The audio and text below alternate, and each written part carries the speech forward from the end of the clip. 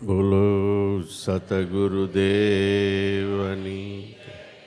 પોપટરામ બાપાની, દુધેશ્વર માતની, લાવેશ્વર નાથની, ઉગમેશ્વર નાથની, ઈર્ષાગર ભગવાનની, સતગુરુદેવની જય। દેહ ભાવ સે જેના દિલમાં આ પંચભૂત તેને વળી ગયા, ધર્મ કર્મ આચાર પાળેથી તે કદી નવ થાય અલગા। સાપા તિલકને કંઠી માળા દેખીને હરખાય નહીં, આદિ અનાદિથી તે વળી ગયા, જાપ જપેથી તે જાય નહીં। જંતર મંતર તંત્ર કરેથી એ મહાભૂત મનાય નહીં, હનુમાન ધૂણીને ભલે કરે હોકારા, જંજીરો સાધે જાય નહીં। મોક્ષના બાને મુંડન કરાવે, શ્રાદ્ધ સરાવી સ્નાન કરે,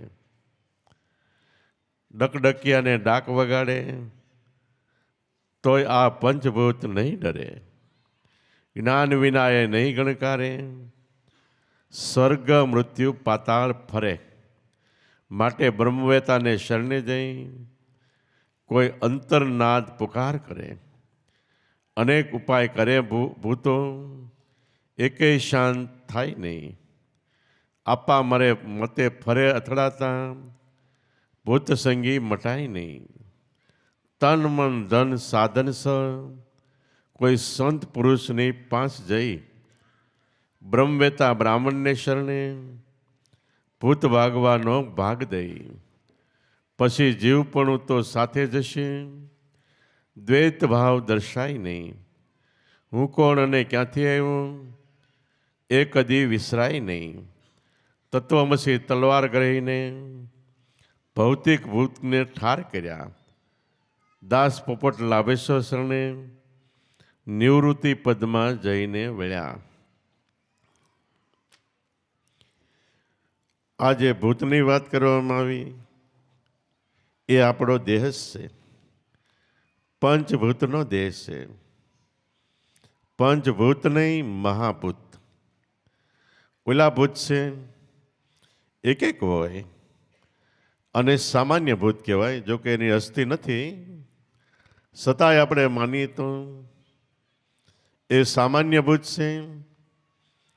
અને કોઈને માનસિક તાણમાં એ ભૂત દર્શાય છે, અને એનાથી એનું જીવન પણ ખલાસ થાય।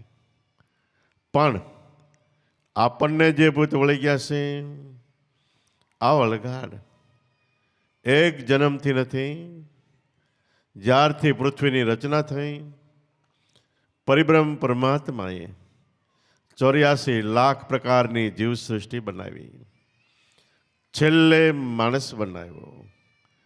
આ 84 લાખ અવતારની જીવસૃષ્ટિ અને માણસ દરેકને પોતાનો દેહ વાલો છે। ભલે ગમે પશુ પક્ષી જીવ પ્રાણી માત્રનો દેહ છે, પણ દેહ બધાને વાલો છે। અને બધાને તો સમજણ નથી, પણ આપણને મનુષ્યને સમજણ છે। આપણે એવું માનીએ કે આ દેહ મારો છે, દેહ એટલે આપણું શરીર, કે શરીર હું સૌ, એટલે હું આપણા મનને આ શરીર ચોંટાઈ ગયું એટલે આપણા મનને પંચ મહાભૂત ચોંટી ગયા, વળગી ગયા। હવે વળગાડને દૂર કરવો એટલે 3 કાળમાં હું દેહ નથી, દેહ મારો નથી। આ વળગાડને દૂર કરવા માટે બાપાએ આ ભજનમાં કેટલી યુક્તિ કીધી। પહેલાં કે ભૂવા ધોણાવે, ઘણી યુક્તિ કરે, છતાંય દેહ ભાવ, શરીર મારું છે કે હું શરીર છું, એ ભાવ આપણો જતો નથી। છેલ્લે કે બ્રહ્મવેતા એટલે બ્રહ્મનિષ્ઠ. બ્રહ્મ એટલે આપણો આત્મા, પરમાત્મા. એમાં નિષ્ઠા, અડગ શ્રદ્ધા વિશ્વાસ થઈ ગયો એને નિષ્ઠા કહેવાય. તો આમાં આપણો આત્મા કોણ છે? પહેલી દ્રષ્ટિએ સદગુરુએ નામ આપ્યું એ જ આપણો આત્મા છે. પણ ક્યારે?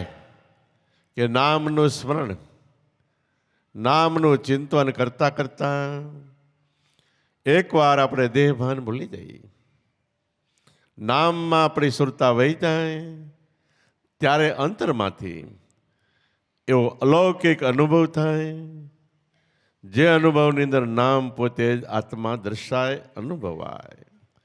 આ અનુભવ ન થાય ત્યાં સુધી આપણે પંચભૂતને એટલે આપણા દેહને દ્રઢપણે વળગીને ચોંટેલા છે. અને આ વળગાડ એવો છે કે માણસ અવતારને મિટાવી દે અને 84ની અંદર ઢળી જાય છે. 84 ક્યારે છે? કે આપણા દેહભાવમાં રહી ત્યારે કાયમ છે. પણ સમર્થ બ્રહ્મવેતા સદગુરુ મળે તો એનો દેહભાવ સંપૂર્ણ વયો ગયો હોય. કારણ કે બ્રહ્મ છે એ આપણો આત્મા છે દેહમાં, છતાંય એને વળગાડ નથી. જેમ આપણે મકાનમાં રહેતા હોય, મકાન આપણું છે છતાંય મકાનનો આપણે વળગાડ નથી. મકાન છોડી પણ દઈ, વેચી પણ દઈ, બહાર પણ જાય અને પાછા અંદર પણ આવી. એવું જો આપણા જીવનમાં દેહ આપણો નથી, દેહ છોડીને ગમે ત્યાં જાય છતાંય એ દેહની યાદી ન રહે. અને યાદી શની રાખવાની?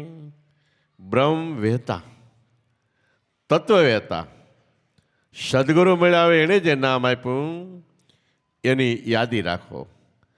તો આપણને આ પંચભૂતનો વળગાડ નથી અને આપણે પોતે આત્મ સ્વરૂપે પરિબ્રહ્મ પરમાત્માનું સ્વરૂપ છે. ન્યા પંચભૂત આવી શકતા નથી.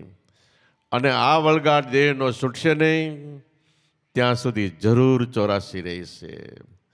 એટલે વળગાડ છોડવા માટે જ આપણે કાયમ ભજન, સત્સંગ, ધ્યાન, સ્મરણનું આપણા મહાપુરુષોને આપણે ઉપદેશ દઈએ છીએ કે તમે ભલે દેહમાં શું, પણ દેહરૂપી મકાન તો તમને પરિબ્રહ્મ પરમાત્મા ભગવાને ભાડે આપેલું છે. એ તમારું નથી, આપણું નથી ને આપણું કરીએ એટલે એ ભાવ આપણને ચોંટી જાય છે. ભાડુતી મકાન છે અને ભગવાને ભાડા ચિઠ્ઠી આપી છે. જેમ આપણે સામાન્ય કાયદામાં મકાન ભાડે રાખીને ભાડા ચિઠ્ઠી કરી તો 11 મહિનાની ભાડા ચિઠ્ઠી થાય, પૂરા વર્ષની ન થાય. અને એટલે ટાઈમે કાં બીજી વાર ભાડા ચિઠ્ઠી કરવી પડે, કાં મકાન ખાલી કરવું પડે. એમ પરિબ્રહ્મ પરમાત્માએ 21,600 શ્વાસની ગણતરીએ આપણને ભાડા ચિઠ્ઠી પેટે આ મકાન 100 વર્ષ થયા માટે આપ્યું છે. એટલા સમય પછી આપણે ખાલી કરવું પડે છે. અને ખાલી ન કરી તો ભાડા ચિઠ્ઠી હોય ને ખાલી મકાન ન કરી દે, બિસ્તરા બહાર ફેંકવી દે પોલીસવાળા આવીને. એમ માયલા જે પોલીસવાળા છે, કામ, ક્રોધ, મોહ, લોભ, એ બધા પોલીસવાળા આવીને આપણા બિસ્તરા બહાર ફેંકવી દે છે. પણ એની પહેલાં કાં ઘરનું મકાન બનાવવું અને કાં ભાડા ચિઠ્ઠી 12 મહિનાની બનાવો. 12 મહિનાની ભાડા ચિઠ્ઠી બનાવવા માટે બીજો કાયદો છે પાઘડીનો. પાઘડીએ મકાન લીધું હોય તો એમાં કાયમ માટે રહી શકીએ. એમ આપણે જો આ દેહમાં બરોબર ભજન કર્યું હોય અને પરિબ્રહ્મ પરમાત્માને 24 કલાકમાં પાપા ઘડી, તુલસીદાસે કીધું 1 ઘડી આધી ઘડી આધી મેં પુણ્ય આધ એટલે પા ઘડી ભગવાનનું ભજન કર્યું છે તો કાયમ માટે રહી શકશું. અને જો દેહભાવ રહી ગયો તો એ આપણને 84માં નાખી દેશે. એટલે આ મનુષ્ય અવતારની દેવો પણ ઈચ્છા કરે છે. શા માટે? આ અવતારની અંદર એક જ માનવ દેહ અવતાર એવો છે કે અવતારમાં ભજન કરીને આ પંચભૂતનો વળગાડ છોડીને દેહની અંદર દેહી એવો આત્મા છે. આત્મા દેહમાં છે, છતાંય એને દેહનો વળગાડ નથી. જેમ કમળ પાણીમાં હોય, પાણીનો વળગાડ કમળને નથી. તમે કમળ હોય ત્યાં ક્યારેક જોજો, બહાર પાણીથી હોય, દાંડલી અંદર હોય પાણીમાં. એ બહાર પાણીમાં રહેતું હોય, પણ માથે પાણી નાખો તો પાણી એને ચોંટતું નથી. બિંદુ માથે રહે, પણ આમ કરો એટલે પાણી તરત હેઠું પડી જાય. અને કમળનું પાંદડું ભીનું નથી થતું. એમ પરિબ્રહ્મ પરમાત્મા આપણો આત્મા આ દેહમાં છે, માયાની અંદર છે. દેહને પહેલી દ્રષ્ટિએ માયા પણ કીધી. જ્યાં સુધી કાયા શરીર ત્યાં સુધી માયા છે. તો માયામાં હોવા છતાંય એક જ આત્મા એવો છે કે જેને માયાનો વળગાડ નથી, માયા ચોંટતી નથી. જો એ આત્મામાં આવ્યા જાય તો આપણા મનને પણ વળગાડ નથી. અને મન મમત્વ છોડીને આત્મામાં ગયા પછી પાછો આવે છે જગતના કાર્યો કરવા માટે. પણ પહેલાં હોય એવું નથી આવતું. ઘાટ ઘડાઈને પાછું આવે છે, જેને કહેવાય બીબે બીજી ભાત પડી. હોથી સાહેબે કીધું વાલમ રે ની આ નિશા ક્યાંથી સડી, આ તો બીબે બીજી ભાત પડી. બીબે બીજી ભાત પડી જાય છે, પછી દેહનો વળગાડ નથી રહેતો. આમાં આત્મજ્ઞાનની અંદર, આધ્યાત્મિક જ્ઞાનની અંદર પ્રથમ ગુરુના બાળક તરીકે આપણે સમજણમાં આવવાનું છે. આ યોગ, આ સાધના, દેહભાવ મટાડીને આત્મભાવે બનવું હોય તો પ્રથમ આપણા મનની ઉપર જે મલિનતા છે, મળ વિક્ષેપ આવરણ છે, કામ ક્રોધ મોહ લોભ કેટલા રીપુઓ આ મનના ઘરમાં રહેલા છે, બધાને ધીમે ધીમે કાઢવાના છે. અને એ કાઢવા માટે જો સત્સંગનો મહાવરો હોય, ગુરુ મહારાજના શરણ, એના કહેવાના સિદ્ધાંત પ્રમાણે આપણે હાલતા હોય તો બધાએ નીકળી જાય છે. નીકળી જાય છે ત્યારે મનનું કેવું થાય છે કે મન જ્યારે જન્મ થયો ત્યારે આત્માનું એક સ્ફુરણ, જેવો આત્મા છે એવું જ મન. ચેતન આત્મા છે તો ચેતન આત્માનું એક સ્ફુરણ મન હતું. પણ બાળક જેમ માતા પિતાને ઓળખતું થયું, સ્તનપાન કરતું થયું, ખોરાક આહાર ભય નિંદ્રા બધું ભોગવતું થયું, એટલે એની ઉપર કેટલાય આવરણ સડી ગયા.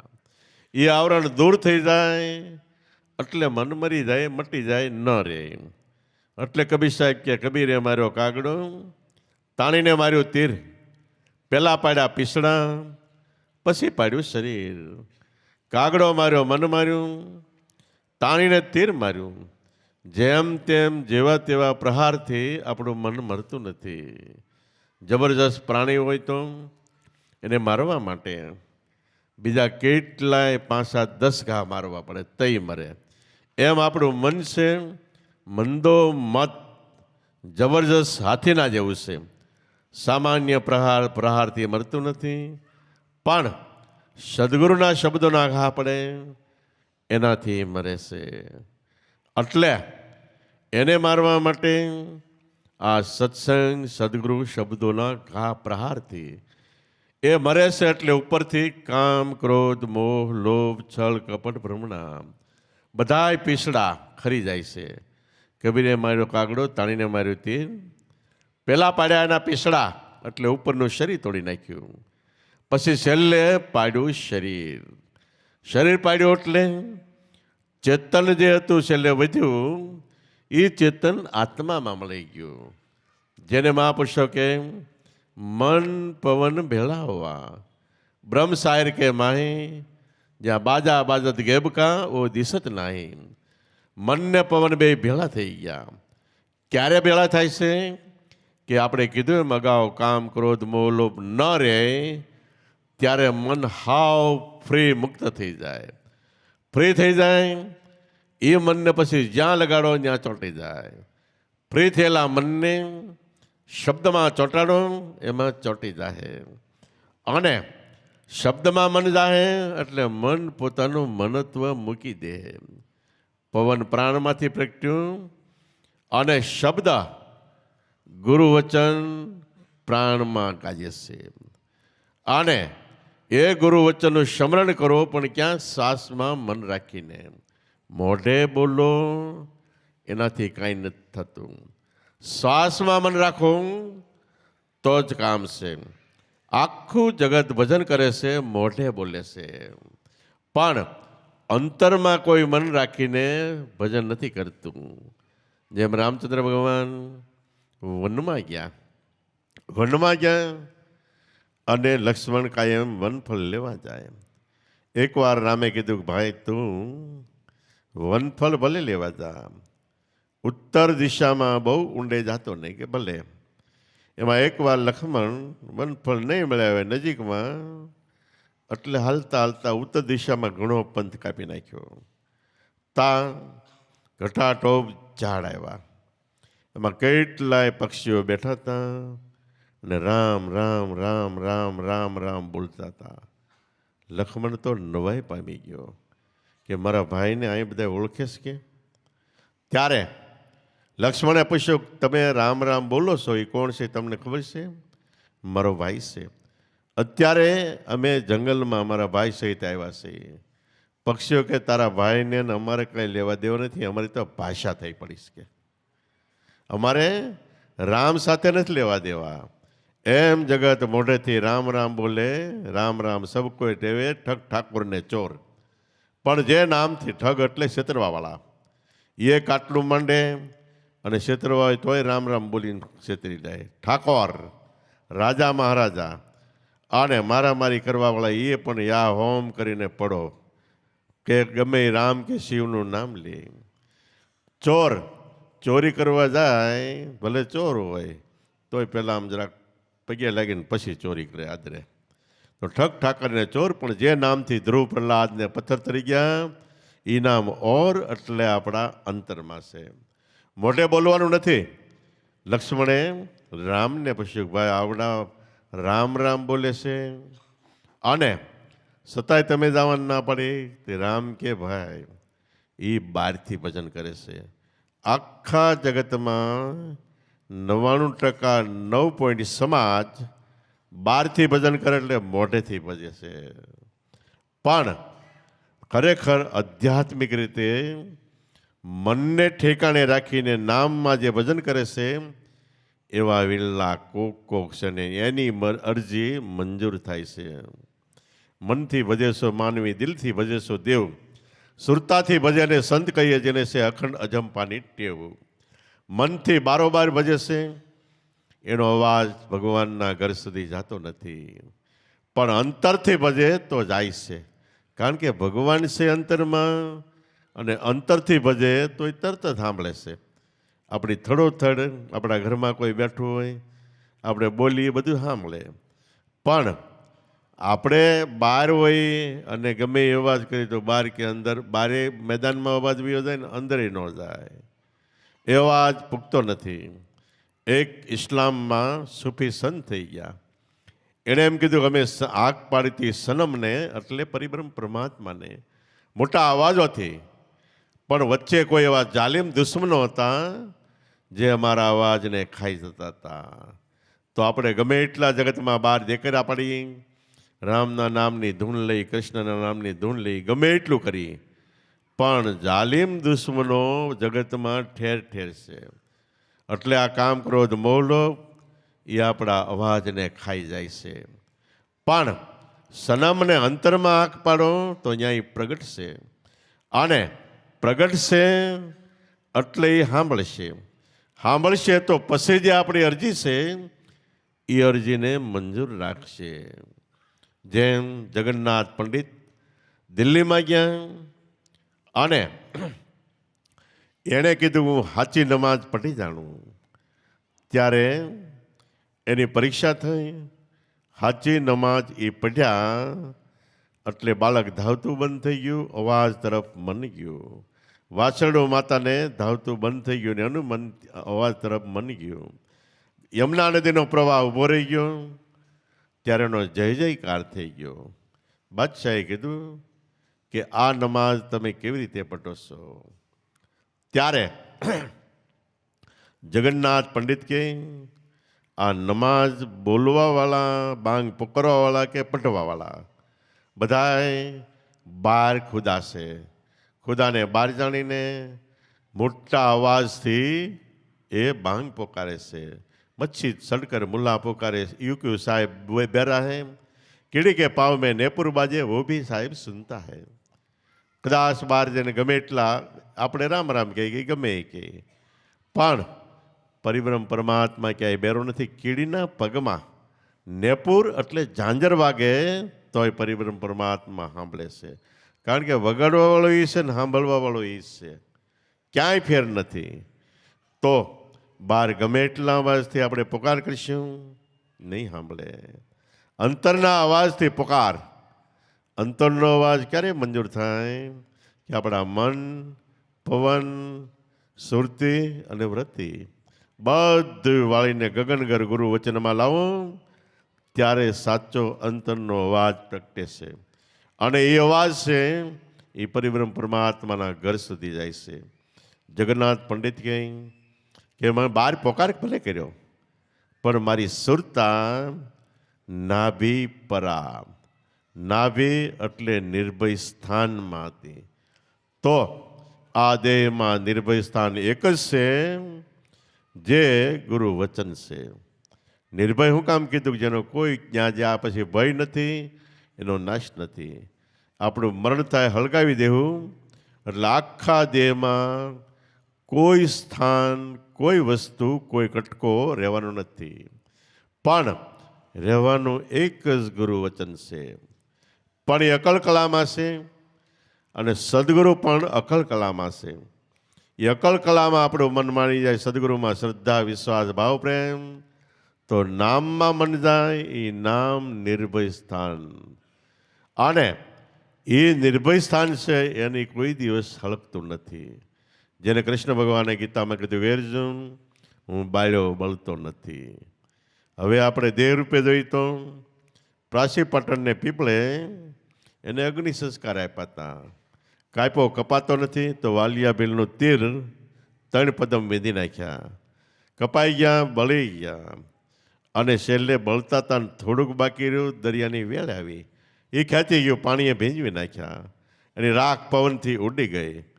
બધું ગીતામાં કહે છે ને વિરુદ્ધમાં થયું. પણ કૃષ્ણ બોલ્યા હતા ક્યાં? કે નામ વચનની અંદર ઊભા રહીને. તો નામ વચનની અંદર ઊભા રહી જાય, ત્યાંથી આપણે અવાજ કરી સીધો ખુદા કયો, પરિબ્રહ્મ પરમાત્મા, મહાત્મા કયો, ભગવાન કયો, એને મંજૂર છે.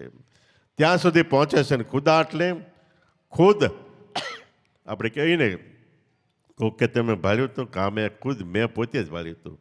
ખુદ આ આપણી અંદર આપણો આત્મા છે, એ જ ખુદાનો સ્વરૂપ છે. અલ્લાહ એના લાહો લાહ સ્વરૂપ છે. બિસ્મિલ્લાહ, બિસ્મ એટલે નામમાં જો મળી જાઉં તો તમને એનો અનુભવ થાય છે.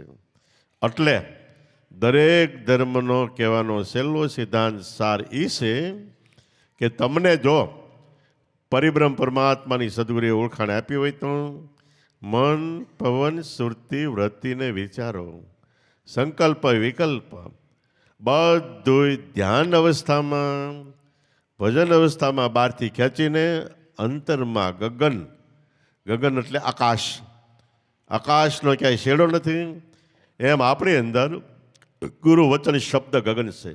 એ ગગનમાં લાવો તો તમે અમરપદને પાવો. પણ મતાવાળાએ માર્ગ બગાડ્યો, દુનિયા નાખી ડોળી, ફોસિયા ફંદમાં ફંદી ગણેરા કાગ બગાની છે ડોળી. પણ આવી શુદ્ધ પવિત્ર વાત આદિ અનાદિથી સત્ય સનાતન આત્મધર્મમાં ચાલી આવતી હતી. પણ મતપંથવાળા કોઈ કે અમારા રામ સાચા, કોઈ કે કૃષ્ણ સાચા, કોઈ કે શિવ સાચા, કોઈ કે નિરાકાર સાચું, કોઈ કે સાકાર સાચું, કોઈ કે અદ્વૈત સાચો, કોઈ કે દ્વૈત સાચો, નોખા નોખા મત પાડી દીધા. એ મતાવાળાએ માર્ગ બગાડી નાખ્યો. સાધકને હાલવાનો સીધો સ્લેપાટ રસ્તો હાઈવે હતો, ને કાચના ટુકડા વેરી નાખ્યા, કાંકરા વેરી નાખ્યા, અને હુળા હોતને વેરી નાખ્યા બાવળના. તો હાલતા પગ ખરડાઈ જાય. આવી બધી બેસ્યા ઠેકાણે તમે વાત સાંભળો એટલે તમારું મન અતોભ્રષ્ટ તત્વભ્રષ્ટ થાય. આ હાચું, આ હાચું, આ હાચું, ક્યાંય મન ન માને. તો મતાવાળાએ માર્ગ બગાડ્યો દુનિયા નાખી ડોળી, ફૂસ્યા ફંદમાં ફંદી ઘરેરા કાગ બગાની ટોળી. અને ધર્મગુરુઓએ ઘણી વખત ફોલાવવા ફસાવવા માટે, પોતાનો ધર્મનો વાડો મોટો કરવા માટે જીવોને કેટલાયને ગેરમાર્ગે અંધશ્રદ્ધા ખોટા વ્યામમાં દોરી દીધા છે. પણ બીજી રીતે કહી તો બંધા પાડીને બંધે બંધી વેર્યા એકના અનેક કરી નાખ્યા. એકડાની વાતો કોઈ જાણે મુજાગર, મુનિવર માઈ સમાણા સંતો એમ અમર પદાવો, અમર પુરાવો. બંધા પાડીને બંધે બંધી વેર્યા. જે મોટું જબરજસ્ત લાકડું થળિયું હોય, આપણી બથમાં ન આવે એવડું મોટું હોય, એને બંધા પાડીને બંધે બંધ વેરે. લાખને પાડી નાખીને લાકડાને વેરી નાખ્યું. વેરતા વેરતા એના કેટલાય પાટિયા થઈ ગયા. જબરજસ્ત ભીમ હતું ત્યાં સુધી કામતું નહોતું. પાટિયા થયા ત્યારે પૂરતું કામ નહોતું. પણ વચ્ચે જડું મારીને પાટિયા ભેગા કર્યા એટલે ત્રાપો થઈ ગયો. એ ત્રાપાને જો સમુદ્રમાં મૂકો તો એ ત્રાપો આપણને સામે પાર લઈ જાય. એટલે બંધા પાડીને બંધે બંધ વેર્યા. એકના અનેક કરી નાખ્યા. અનેક થઈ ગયા. આ રામ ને આ કૃષ્ણ સગુણ ને સાકાર નિર્ગુણ એવા અત્યારે જગતમાં કેટલી પ્રણાલિકા નોખા નોખા મચશે. પણ કોઈ એવા તત્વવેતા બ્રહ્મનિષ્ઠ સદગુરુ મળે તો કે રામ કહેતો તારો આત્મા છે, કૃષ્ણ કહેતો તારો આત્મા, શિવ કહેતો તારો આત્મા છે, શક્તિ કહેતો તારો આત્મા છે. તારા આત્માથી અન્ય કોઈ વસ્તુ જુદી નથી. કૃષ્ણ ભગવાન કે ગમે એ દેવ રૂપે ભજવતો તો હું છું, દેવી રૂપે ભજવતો હું છું, અવતાર રૂપે ભજવતો હું છું, છેલ્લે કે ભૂત રૂપે ભજવતો ભૂતે હું છું. કૃષ્ણ ભગવાન કે પણ આવી સમજણ સદગુરુ શરણ સિવાય આવતી નથી. એટલે પહેલી શરત ભક્તિપદમાં એ છે સદગુરુ શરણ. એમાંય ત્યાં આપણને પૂરતો વિશ્વાસ. એમાં કોઈ દિવસ જિંદગીના શેડા સુધી ડગમગું થાય નહીં. ડગમગ દોર ડગે નહીં દિલકા. મનનો કોઈ દિવસ મતો સદગુરુ શરણમાં ન ડગવો જોઈએ. બીજે ભલે ડગી જાય વાંધો નહીં. ડગમગ દોર ડગે નહીં દિલકા, સોયપદ અપરંપારા. આ સમજણ, આ વાત અપરંપાર છે સમજણ. સદગુરુ શરણે માથે બોલ્યા. હમણાં કોટલા સાગાણીમાંથી આપણા સદગુરુ શ્યામ પોપટરામ બાપા એ માધવદાસ બાપાને મળેલા પણ ખરા. એ સદગુરુ શરણે માધવ બોલ્યા, દિલ બીચ દેખ્યા દીદારા. આટલી દ્રઢતા થઈ તે અંતરમાં એનું દીદાર એટલે દર્શન થયું. તો બંધા પાડીને ભલે બંધે બંધ વેરા એકના અનેક કરી નાખ્યા. પણ એકડાની વાતો કોક મુજાગર જાણે, કોક એવા મહાપુરુષો જાણે. મુનિવર માઈ સમાણા. જેનું મન ગુરુ વચનમાં રાખ્યું એ અંતરમાં સમાણા, અંતરમાં સમજણ આવી. અને સમજણ આવી પછી કોઈ એમ પૂછે કે મૂળ મહેલમાં ખબર કઢાવવામાં આત્મા ક્યાંથી આવ્યું? તરત જ આપણે કહી દઈએ કે આમાં તો ઓહંગ શબ્દે માયા ઉઠાવીને સોમ શબ્દ રણુકારો. આ દેહમાં ખબર કઢાવો એક શબ્દ ઓંકારથી. એ ઓંકાર એ ગુરુ તત્વ છે, આદિ અનાદિનું મૂળ તત્વ છે. એનાથી માતાના ગર્ભમાં આપણા દેહનું બંધાણ થઈ ગયું. એટલે દેહની માયા ઉઠાવી, ઓંગ શબ્દે માયા ઉઠાવી. જન્મ પછી સોમ પુરુષ બહારથી પ્રવેશ્યો તો અંતરમાં રણુકાર ચાલુ થયો. એક રણુકાર, અનેક પ્રકારના વાજા વંત્રો શંખ નગારા વાગતા થઈ ગયા. એ રણુકાર.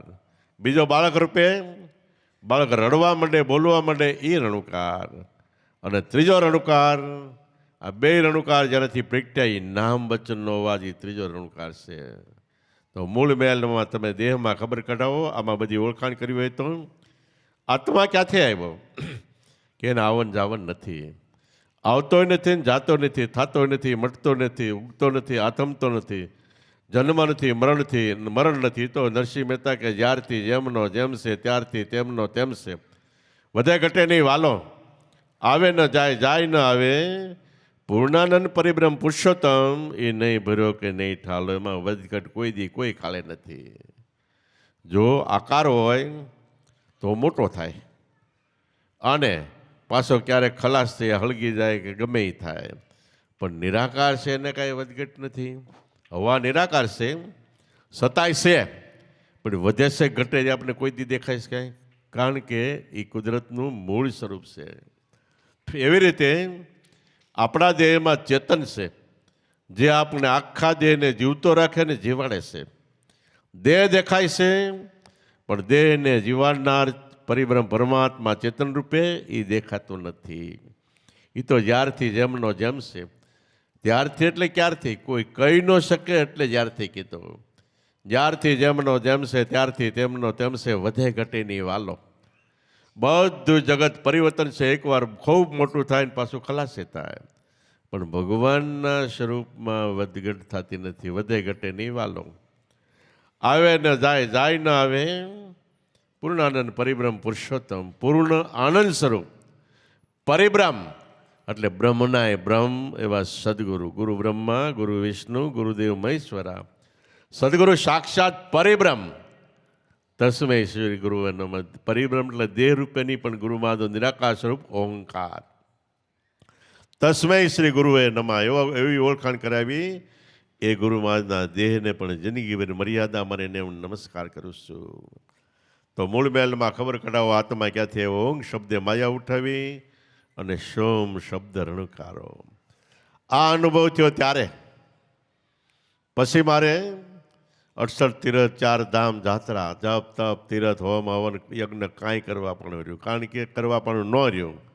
કારણ કે ઘટમાં ગંગા, ઘટમાં એટલે દેહમાં, દેહમાં એટલે ચામડાના દેહમાં નહીં, પણ આ ચામડાના દેહની અંદર સૂક્ષ્મ દેહ મન, એમાંય નહીં. એની ઉપર ત્રીજો દેહ કારણ દેહ પવન પ્રાણ, એની અંદર શબ્દ સ્વરૂપમાંથી જ્ઞાન ગંગા વહે છે. પૃથ્વીલોકમાં ગંગાજી આવી ક્યાંથી આવી? આકાશમાંથી આવી. ભગીરથ રાજા કે એને 60,000 પુત્રો હતા. 60,000 પુત્રો કોઈને ન હોય. સગર રાજાને 60,000 પુત્રો હતા, પણ 60,000 શિષ્યો હતા. અને અસદગતિ થઈ ત્યારે ત્રીજી પેઢીએ ભગીરથ થયા. એને સદગતિ કરવા માટે ભગવાનનું તપ કર્યું અને ભગવાન પ્રસન્ન થયા. એટલે કે આની સદગતિ કે એને ગંગાજી લાવવા પડે. જ્યાં એનો અસદગતિ થઈ છે જ્યાં ગંગાજી રેલે તો સદગતિ થાય. હવે ભગવાનને પ્રસન્ન કર્યા એ બધાની સદગતિ ન આપે, એને ગંગાજીનું કીધું. તો એની કરતાં ગંગાજી મોટા ને. અને ગંગાજીનું કીધું. ગંગાજી માટે ગંગાજીને કીધું, ગંગાજી કે હું આવું પણ મને કોઈ ઝીલી ન વાગે. કે કોણ ઝીલે? શિવ ઝીલે. શિવને પ્રસન્ન કર્યા. તો ગંગાથી શિવ મોટા ને, એને આમ જટા ખુલ્લી કરીને ગંગાજીમાં હલવાઈ ગયા. પછી પાછા પૃથ્વી લોક ઉપર ઉતર્યા અને જ્યાં 60,000 પુત્રોની અસદગતિ હતી એની માથે ગંગાજી રેલ્યા, પણ જ્ઞાન ગંગા રેલી.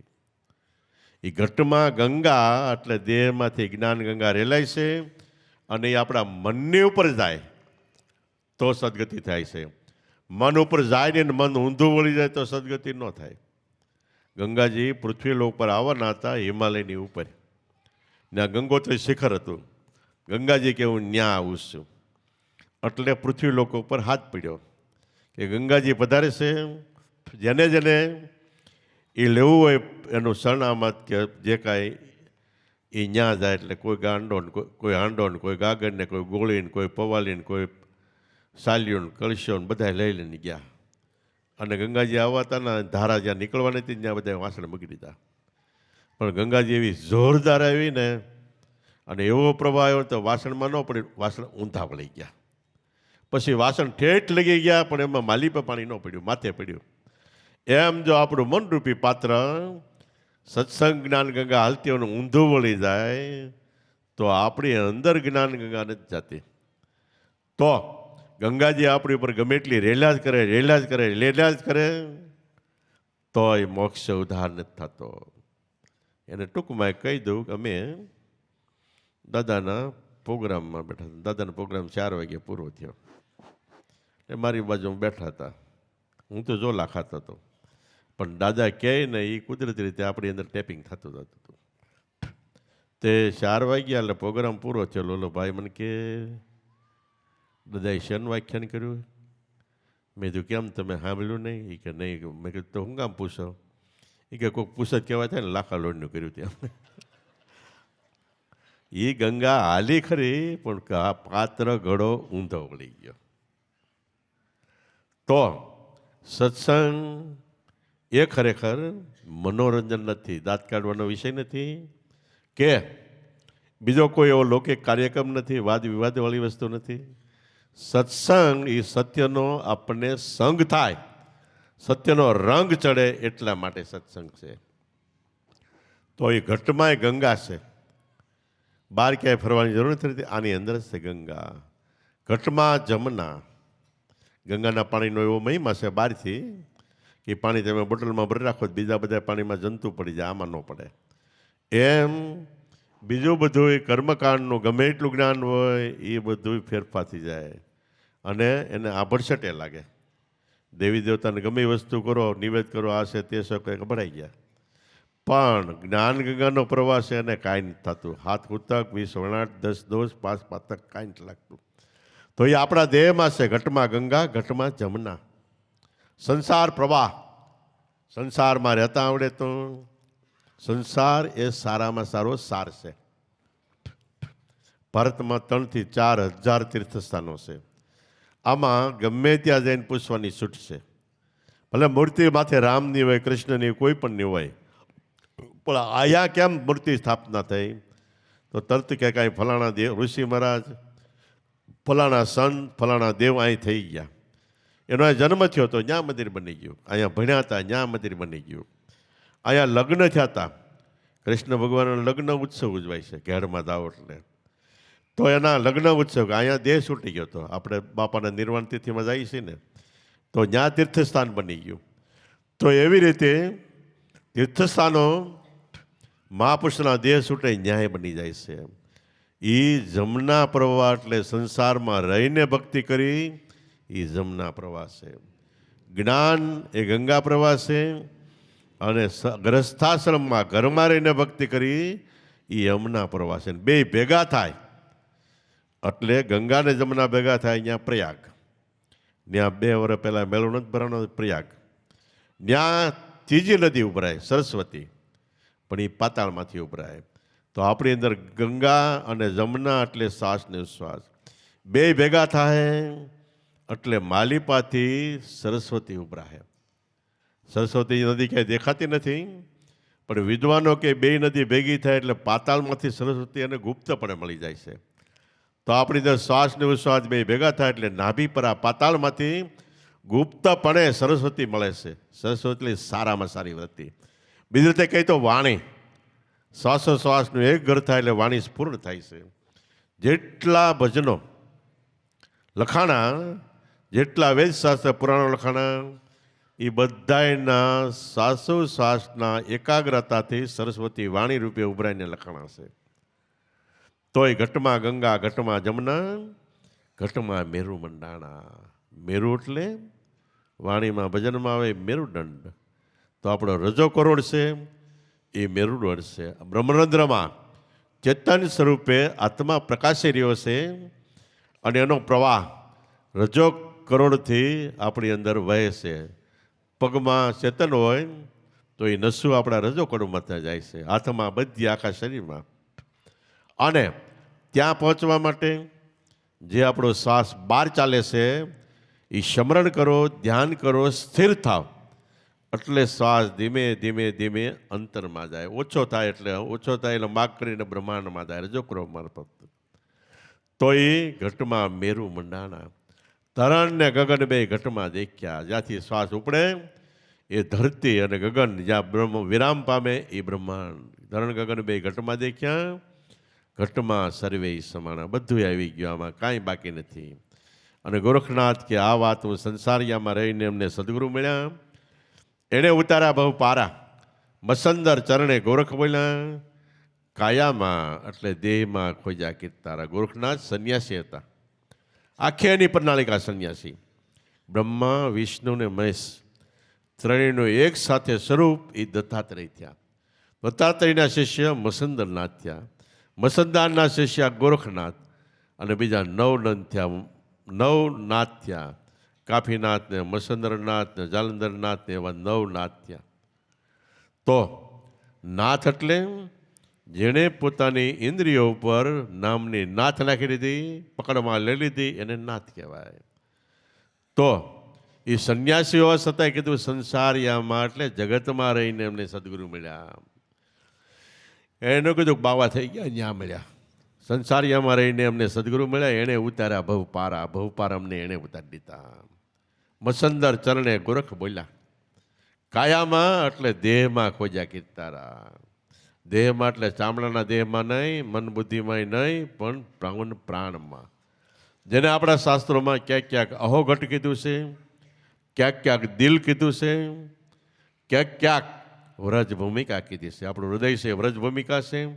સુરતાને શબ્દ રાધાને શ્યામ છે. આપણી વૃત્તિઓ છે એ બધી ગોપીઓ છે. અને હૃદયમાં શુદ્ધ અદ્વૈત પ્રેમ પ્રગટે તે આપણી અંદર રાસલીલા 24 કલાક ચાલુ થાય. એની મોરલી પણ સંભળાય. પણ એ તો કાયમી જે ભજની પુરુષો છે, ભજન કરવાવાળા ભાઈ બહેનો હોય, એકાગ્ર થઈ જાય સદગુરુમાં, પ્રથમ કૃષ્ણ સ્વરૂપ સમજાય તો અંતરમાંથી એની મુરલીનો નાદ પણ ચાલુ થાય છે. એટલે શાસ્ત્રોમાં જે વાતો લખી છે બહુ ઝીણી છે. સમજણપૂર્વક સમજીએ તો આપણા મહાપુરુષો જે વાણીમાં કહી દયા એનો સાર અહીંયા શાસ્ત્રોમાં છે. એટલે શાસ્ત્રોની વાતો ઝીણિયું લોઢા કાપે જેમ સીણિયું. જબરજસ્ત લોઢું હોય પણ નાની એવી સીણી હોય એ લોઢાને કાપી નાખે.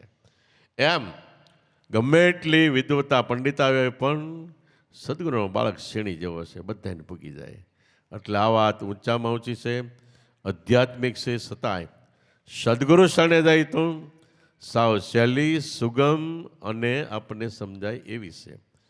તો પ્રથમ સદગુરુ શરણે જતાં આપણા મન બુદ્ધિના પ્રવાહને પવિત્ર બનાવી, પ્રેમથી એના પાસેથી ઉપદેશ લઈ આપણું જીવન અતડું ગમે એવું હોય બધું મટાડીને નામમય બની જાય અને સદગુરુ શરણમાં પૂર્ણ વર્તમાન રાખી તો ભગવાન ક્યાંય ખોવાઈ નથી ગયો, મળી ન શકે. જન્મ થયો ત્યારથી આપણને સૌ કોઈને આત્મ સ્વરૂપે ભગવાન મળી ચૂક્યા છે. હું કહું એમ નહીં, આપણા વેદ વેદાંત શાસ્ત્ર પુરાણો અને વાણીઓ ખાણીઓ પણ મહાપુરુષોની કહે છે. તેરા ઘટમાં પીયુ બિરાજે, કોઈ કે તારા ઘટમાં છે ઘનશ્યામ, કોઈ કે એ રૂડા રામ વાણિયા એ મન વાણિયા, તારો ધણી માલિક આ નગરમાં છે. તો કેવી રીતે છે? આપણને શબ્દ બ્રહ્મ બતાવ્યો. એ શબ્દ પોતે બ્રહ્મ એટલે પરમાત્માનું રૂપ છે. એકવાર એનું સ્મરણ કરતા ખોવાઈ જાય એટલે શબ્દ પોતે સાહેબો છે. શબ્દ અમારો સાહેબો, સુરતા ખેલન હાર, શ્વાસે શ્વાસે રમી રહ્યો એક સોમ નૂર અપારી, સોમ પરોવી પૌનમાં મનસુ બાંધી મેળ, બ્રહ્મગાંઠ હૃદય ધરી ઈસવિધ માલા ફેર, માલા એ નિજ નામ કે એટલે આપણા નામની માળા છે, બીજા કોઈના નામની નહીં. બીજી ગમે એ માળા ફેરશો એટલે એનું બીજાનું દેહનું નામ થાય, બારી ના વર્તી. પણ નિજ એટલે આપણા પોતાના નામની છે.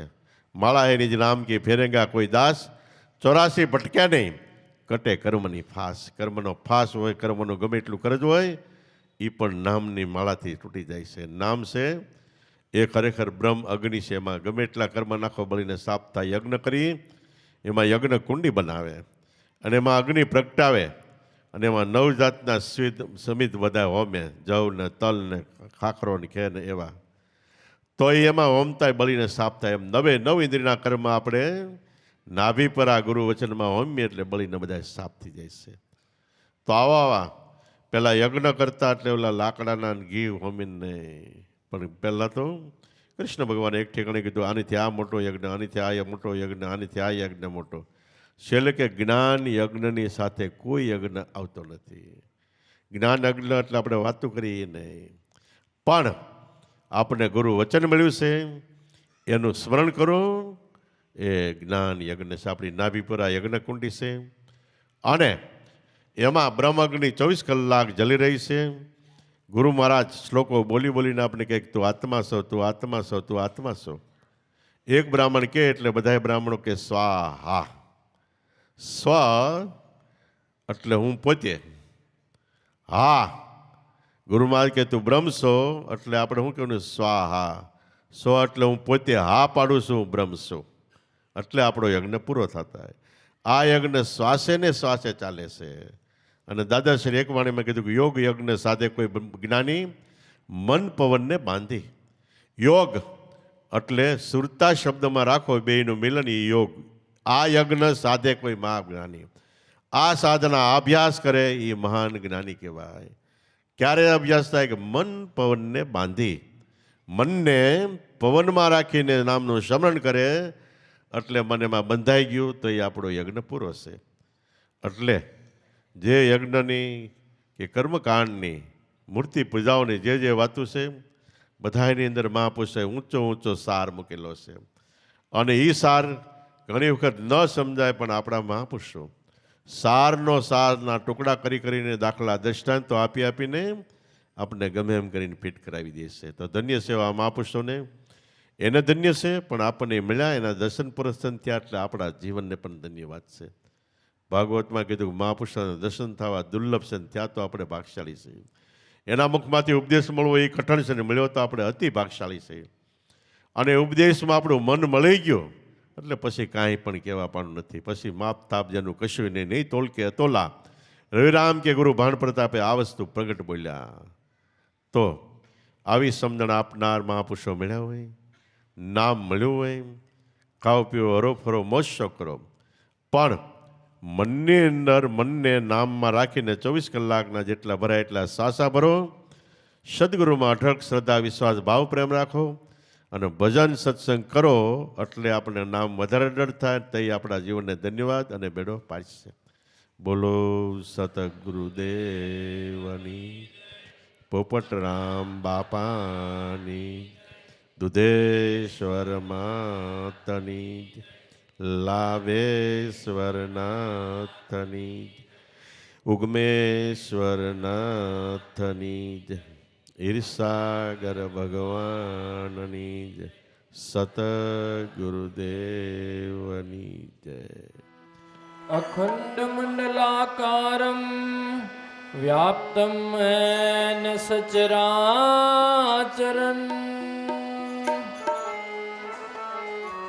તત્પદમ દર્શિતમ એન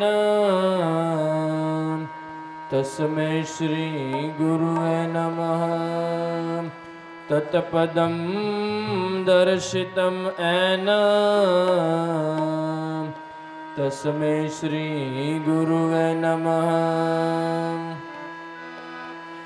દિલ જો જરા દિલ મામળી કૃષ્ણ કૃષ્ણ કહાય છે. રટણાયા પોર મુझ મેં કૃષ્ણ કૃષ્ણ રટાય છે. રટણાયા પોર મુझ મેં કૃષ્ણ કૃષ્ણ રટાય છે. દિલ જરા દિલ મામળી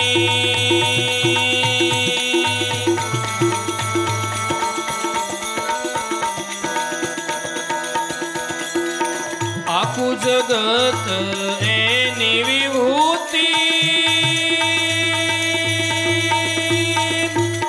કૃષ્ણમાં સમાય છે.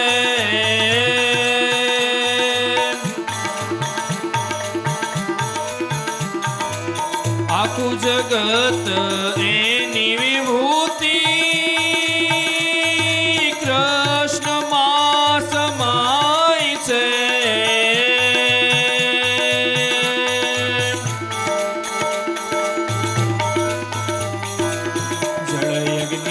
પવન પૃથ્વી આકાશે સદાય કૃષ્ણનો વાસ છે. જળ અગ્નિ પવન પૃથ્વી આકાશે સદાય કૃષ્ણનો વાસ છે.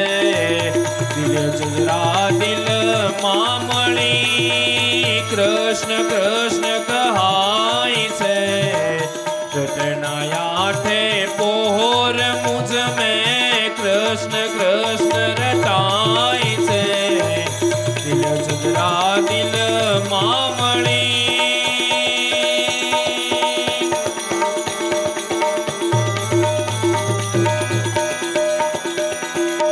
ચંદા સૂરજ ઓર દેવતા રટણ તો નિજ નામ છે.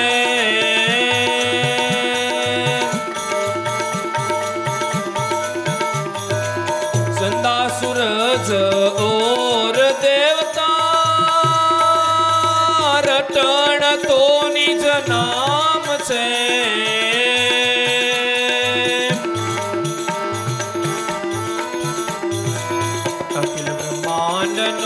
એક જ દાતા કૃષ્ણ દીન દયાળ છે. અખિલ બ્રહ્માંડનો એક જ દાતા કૃષ્ણ દીન દયાળ છે. દિલ જદરા દિલ મામણી કૃષ્ણ કૃષ્ણ કહાય છે. આઠે પોહોર મુझ में કૃષ્ણ કૃષ્ણ રટાય છે. દિલ જદરા દિલ મામણી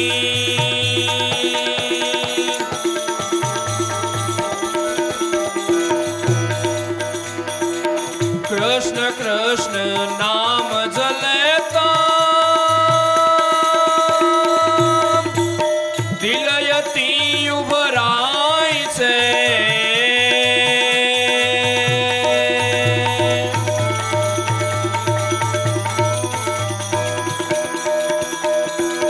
કૃષ્ણ કૃષ્ણ નામ જલેતા દિલ યતી ઉભરાય છે.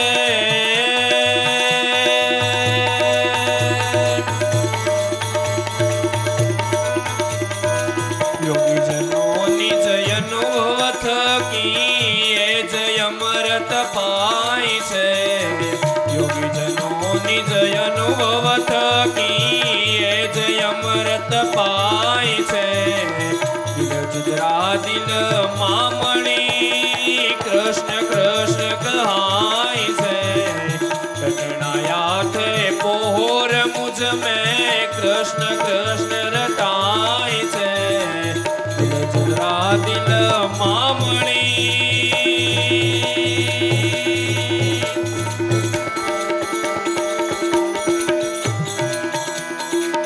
શું કરું રૂપ ક્યાં લહું પ્રગટ ક્યાં સંતાય છે.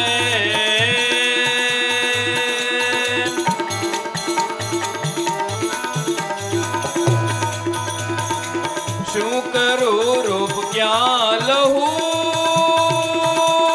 પ્રગટ ક્યાં સંતાય છે.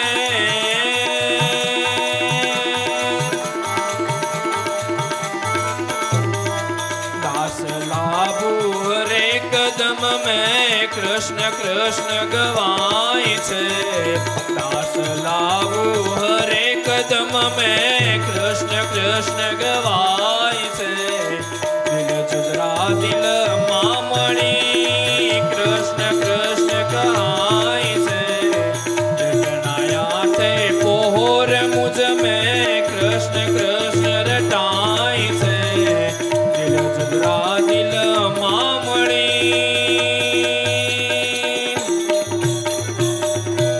સદગુરુદેવની જય.